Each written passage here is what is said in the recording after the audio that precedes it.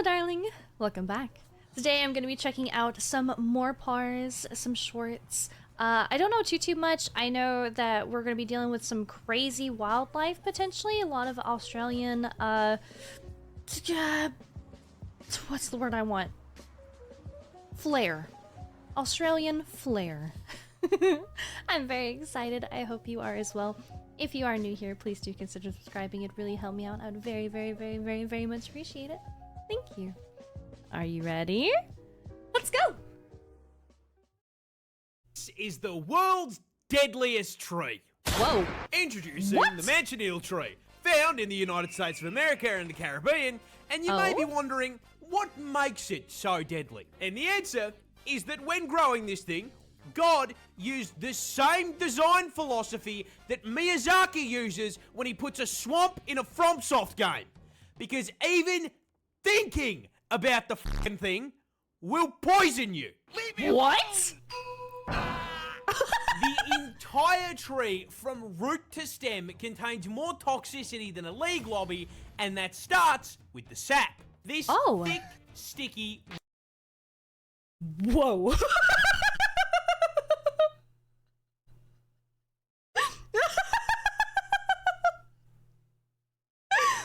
Okay, sorry. Let me readdress my brain. Hold on. Factory reset real quick. All right. My bad. Continue. White substance. Okay, don't!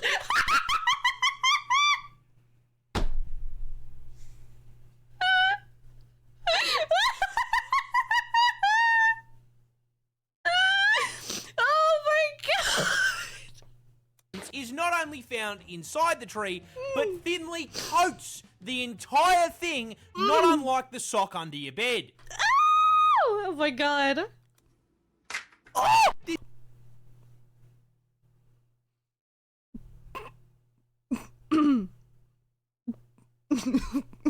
Sorry, I've got a little cough. Sorry. This is a problem because it contains 3 separate toxins that will seep into your system if you so much as f***ing brush the thing, causing severe itching, swelling, and chemical burns. Oh my god. Getting toxic shock from just touching the thing isn't enough for you? Well, you'll be happy to know that eating the fruit on it can just kill you. Yeah, that checks out. What the sap does to your skin, the fruit essentially does to your throat and internal organs. So just a few bites of Satan's apple here will cause you to start choking before you experience the worst stomach pain of your entire life, collapse to the ground, puke your guts up, and then start shitting them out. But the f***ed up part is even if you don't eat the fruit or touch the tree, it can still poison you. Huh? How? Well, let's say you're walking outside and suddenly it starts pissing down with rain. Quickly, you run for cover under the branches of a tree. A manchineel tree. The rain hits the leaves and the branches of the tree, mixes with the toxic sap, and then falls directly onto your fucking head. This is the... Damn. Dude. What do you do with it at that point? Like, it's not the tree's fault, but like, do you have to remove them if they're in like populated areas? That's really not the tree's fault, though. This tree grows granite. What? Are we... Are we looking at the same tree? I mean, I see the spikes. What? This tree grows granite. You see, this is a sandbox tree, native to South America, and before we even address the frag grenades growing in the branches, we are going to start at the bottom of the tree, because I feel it's important that you understand that this tree was designed from the roots up by God himself to f***ing hurt you. growing up to a staggering 60 meters in height. The first phase of the That's a big boy. boss fight that is this tree is the giant, inch-long, rock-solid bark combat knives covering the thing from top to bottom. Now, if Groot's cousin being armed like the average British resident was not enough to stop you from getting too close, touching the tree will immediately make you realise it is not ribbed for your pleasure. It's for your fucking poison. Yep, as if the spikes weren't enough, the sap of the sandbox tree is very fucking toxic, causing severe itching and rashes on contact, and if you some fucking how get it into your eye, it will temporarily blind you. Oh my god! That all pales in comparison to what you came here for. The reason, the other name for this thing, is the fucking dynamite tree. The fruit. You see, these fruits aren't meant to be eaten. In fact, they're poisonous. Put it in your mouth, you'll cramp up, vomit, and shit yourself. Oh. No, they are made to spread the seeds of the sandbox tree in the most American way humanly possible. Oh? Explosions. The fruits are basically seed-filled time bombs. As once mature, they begin to dry out. As they dry, they shrink, and they slowly begin bending against their stems. The tension gets too high, snaps the fibers, holding it against the stem, and the whole thing explodes like a fucking frag grenade, sending seeds flying up to 240 kilometers an hour. That's actually crazy. That's terrifying. Hour.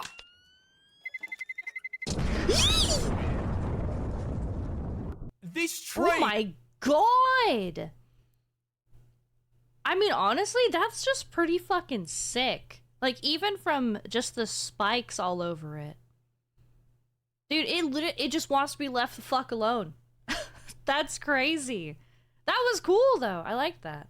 This turtle turtle. breathes through its butt.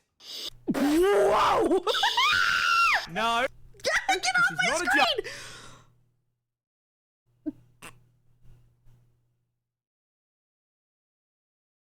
I need to wash my eyes out. They've been tainted. My poor virgin eyes have been harassed, assaulted. Oh my god. Joke. This is a Fitzroy River turtle, native to the land down under, and as with most of the shit found in God's drafts folder, its existence begs a single question. Why? Fucking why? Yeah. Well, these little guys are freshwater bottom feeders, snatching and consuming the children of aquatic insects and munching down on the occasional ribbonweed salad. Nice! And as with most river turtle species, this requires them to spend most of their time in the water. Now, rather than doing what most turtles do and developing an insane lung capacity, the Fitzroy decided to evolve a set of gills alongside their lungs to allow them to stay underwater for 3 weeks at a time.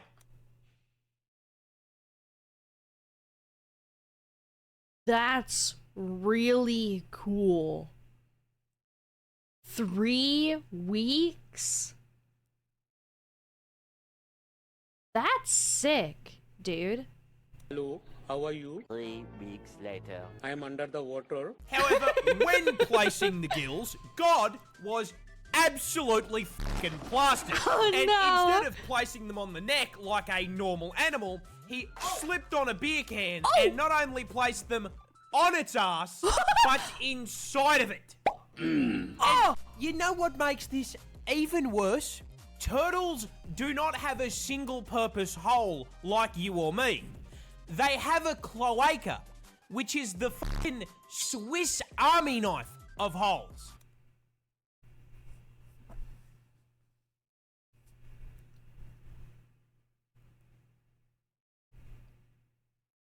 Bear with me.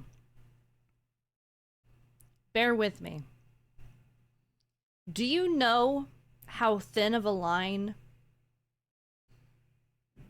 between compliment and just total disrespect it would be to tell someone that they have a Swiss Army knife hole?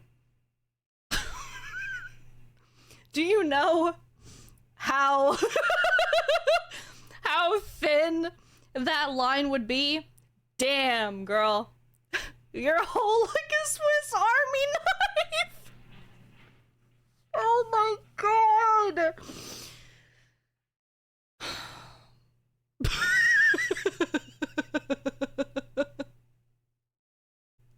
I just really want to say that now.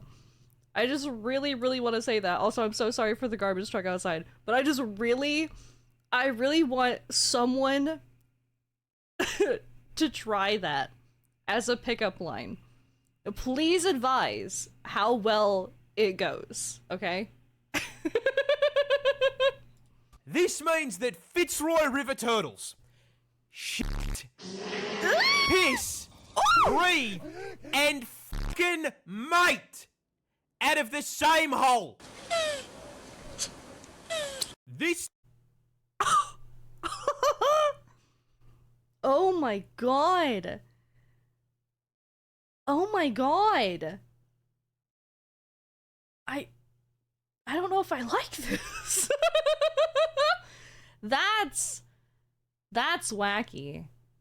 Get you a turtle that can do it all, man. That's crazy. That's a new way to choke? You're insane. Oh my god. Australia has dancing spiders. Allow me to. What? No, that's adorable. Oh, and if it looks like a little face, look, it's the eyes and the little mouth is just happy. Oh, that looks adorable. What? Allow me to introduce you to the land down under's most fabulous arachnid, the peacock spider. Now, this 8-legged pride flag is not remotely dangerous to humans. Got full venom, tiny fangs, and as far as size goes, they're the spider equivalent of a f***ing gnome. What makes these little guys interesting is their love lives. You see, not unlike normal peacocks, it's only the males of the species that are running the RGB gamer lights. But why are they?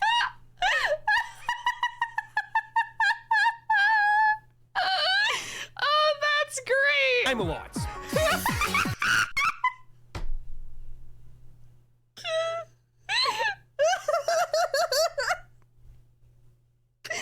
Oh, that's great. That's amazing. But why are they built like a Razor laptop? Well, because spiders can't just post up with a dead fly on Tinder and start swiping. No, the boys here have to attract the lady the old-fashioned way. Shake an ass.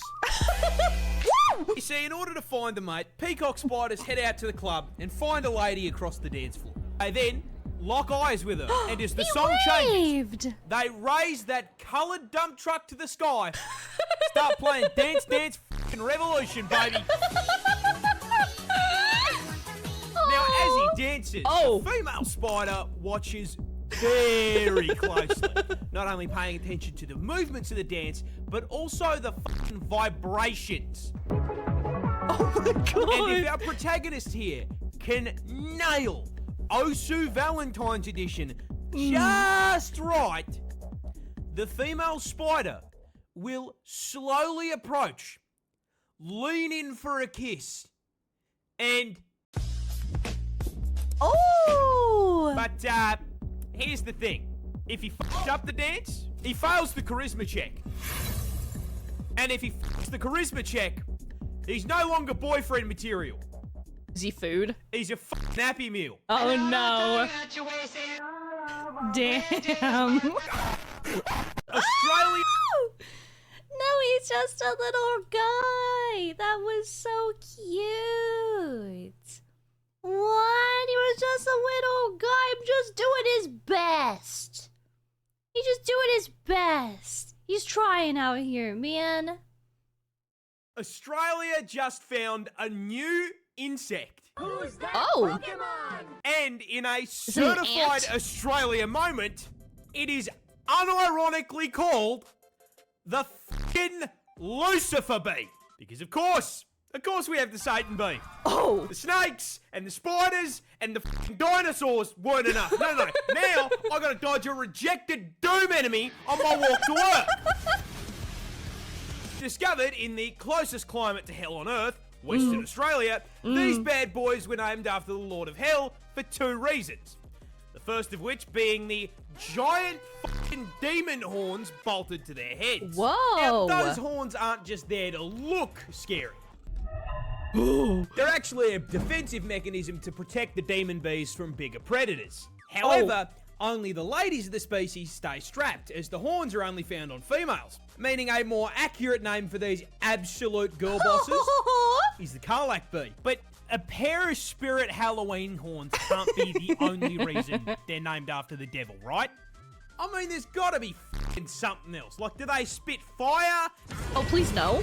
Maybe they've got a pitchfork for a stinger that injects you with f***ing acid venom. The answer to that is, no. It's a normal f***ing honeybee. Oh! The actual reason is that lead researcher, Dr. Kit Prendergast, was watching the f***ing Netflix show. Biggest cock I've ever seen. She is so... She is me. Okay. Why have something super thought out and like scientific, you know? You find a new fucking animal. God's not really making a lot of those these days. You find a new one, you get to fucking name it. I honestly, I might do the exact same thing. Honestly. And this isn't even the first time she's done something like Oh, this. no. She named another species after her pet dog. Aw. Based. Nice! Australia. No, that's cute, actually. That's crazy. Dude, how is she finding these DLC fucking animals, man? I mean, I'm glad that she is. I'm glad that she, you know, does her job, gets to give funny names, but like, how is she downloading new animals? What the fuck? That isn't a tree. Oh no, it's a burb. That's a burb, and that's a burb. That's cool. Oh, that's really cool. It's a fucking bird. Yeah! Introducing the tawny frogmouth, a species of bird found in the land down under, and Australia's very own avian equivalent of a maxed out Skyrim stealth build. Aww. Now, you may be thinking to yourself, well, it can't be that stealthy. I can see it. Mm-hmm. Yeah, you can. You can see that one. Did you see the one right fucking next to it? Yeah, I did. Now, the important question is, why the fuck do these things have predator camo? Well, there's two reasons. First of all being, it's fucking Australia. Okay, fair. Very, You see, very these fair. bad boys are primarily nocturnal, staying on the move during the night and dive bombing unaware insects to meet their bulking goals. However, that means that during the day, they sleep. And in a country where at any point you can be bitten, mauled, stung, or fucking drop-kicked to death, Oh no. laying down in the wrong spot can turn a short nap into the forever sleep. True. So, in order to prevent themselves from becoming an item on a snake's KFC order, these tactical chickens evolved a ghillie suit Tactical to chickens? basically allow them to fucking disappear. Being practically invisible allows them to unlock their second passive, fucking DoorDash. What? You see, these guys are so fucking good at cosplaying a stick that not only do predators mistake them for Groot, but so does their prey. And so, whenever they take a nap, they just leave their mouths open a little bit. What? And whenever some poor ant just tries to walk his way to work, he instead DoorDashes himself directly into its fucking mouth. No! That's cool, though. I like that. He's a little sneaky guy. He's just a little sneaky burb. That Look at little sneaky guy.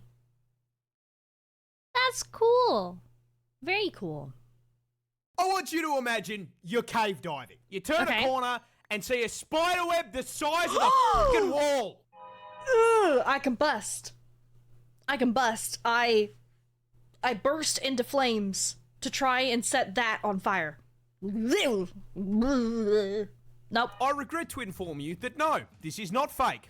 This is an actual photo from the inside of a cave on the Greek-Albanian border, where scientists have discovered the world's largest spider web, located in a portion of the cave crammed to the brim with sulfur, that has quite literally never seen the light of God.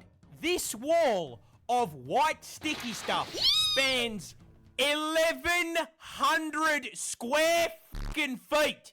That is the size of a 2-bedroom fucking house. However, finding the average Australian home on the wall of a cave at Y11 brings up a far scarier question. What the fuck built it?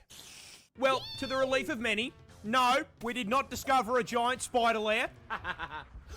Nor is this the result of a single spider with creative mode and world edit. No, it's far fucking worse.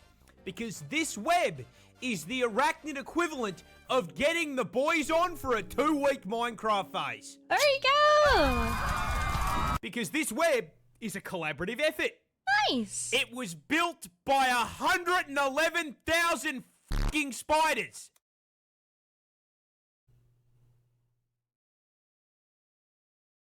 Okay, they were just minding their business. We don't have to set them on fire. I know I jumped to conclusions before. They were just minding their business. They're just having boys' night. They got together and they're like, you know, we could do something fucking hilarious. What if we just covered this entire fuck-ass wall in spider web? In us web. Okay? They're just minding their business. They're just hanging out. They're just having guys' night. It's alright. It's alright. Yo, don't touch it! I want you to imagine. Whoa! Oh my god. No, I don't like spiders. I don't like spiders. They do their job. They live their life. But they can live their life away from me. This pond is hiding something scary. These are cranberries, aren't they? It's bog spiders, ain't it? It's fucking bog spiders, ain't it? No, not that. Honestly, that's less scary. That's significantly less scary. It's worse. You see, these are cranberries, a small red fruit used in juice, sauces, and even alcohol. Yay! However, unlike many fruits which grow in luscious green fields, cranberries grow in a fucking swamp. However, sharing a postcode with Shrek doesn't exempt cranberries from pest control issues. But rather than dumping enough toxic chemicals on the cranberry bog to qualify it as a League of Legends lobby, cranberry farmers decided to use a more interesting form of pest control. Bunch of spiders. Wolf spiders. That's right, in order to prevent a horde of bugs from devouring these innocent cranberries, our brave hell spiders are deployed to the field to protect against the horde. Which works great. Until they flood the fields to harvest the cranberries, at which point the highly venomous wolf spiders start to look for the closest high point. And if you're picking the berries, that's you.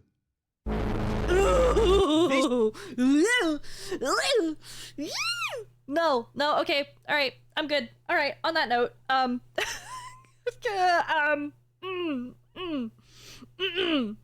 no! Oh, I can feel him. I feel him on me. Oh my god. No, I'm good. I'm alright. I'm alright. I'm good. On that note, I think I'm gonna end the torment here for today. Please make sure that you check out MoreParz. I'm gonna link him down below. These are fun! I like these. They're a mix of all the silly, goofy humor, and then like actually learning something, getting, you know, hey, this thing, it exists. Isn't it weird? Isn't it crazy? I like it. I like it a lot. Again, please make sure that you check him out. If you like my video, make sure that you like and subscribe so I can see you in the next one. Thank you. Bye!